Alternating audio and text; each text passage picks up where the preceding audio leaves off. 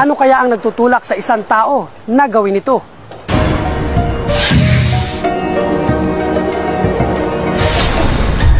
July 17 nang mawala ang 27 anyos sa si Benji Ganay Tubong Aramaywan, Nara, Palawan.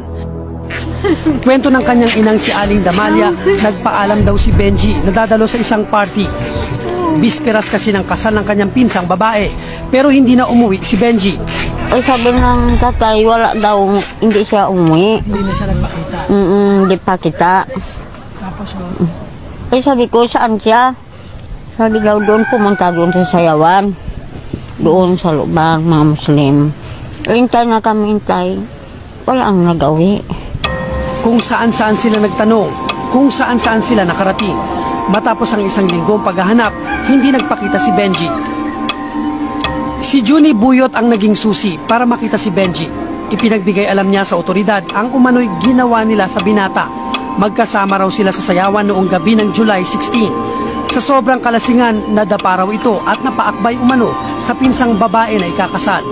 Yun na nga ang sinabi ko sa kanya. Sabi ko, dandan ka lang magsayaw, hindi mo graskal. Kung nakainom ka, tama lang.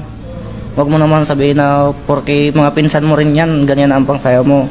Sabi niya sa akin, okay lang yan, Jun.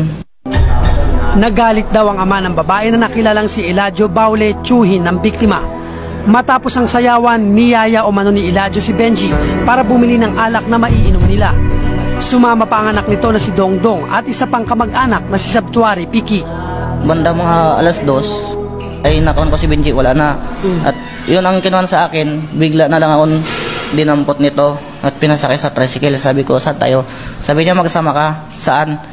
Basta magsama ka, magbili tayo ng gin. Pagdating doon, nakita ko si Benji doon sa tricycle, nakasakay na.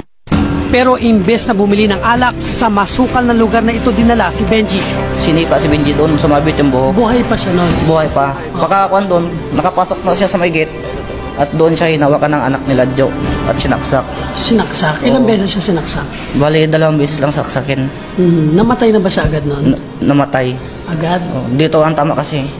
Matapos na pumunta rito ang mga suspect at humingi ng kalahating litro ng gas sa 2 batang lalaki na natutulog noong mga oras na yon dito sa bahay na ito. Matapos na umalis na ang mga suspect, dala ang binigay na gas sa kanila. Yung 2 kabataang lalaki na natutulog dito noong mga oras na yon ay gagawing state witness ng pulisya.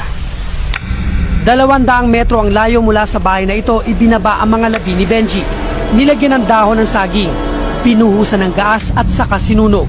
Sa sobrang kalasingan, sinimulan ng papakin ng mga suspect ang biktima. Tinanggal yung dila at pati tainga, kinain nila.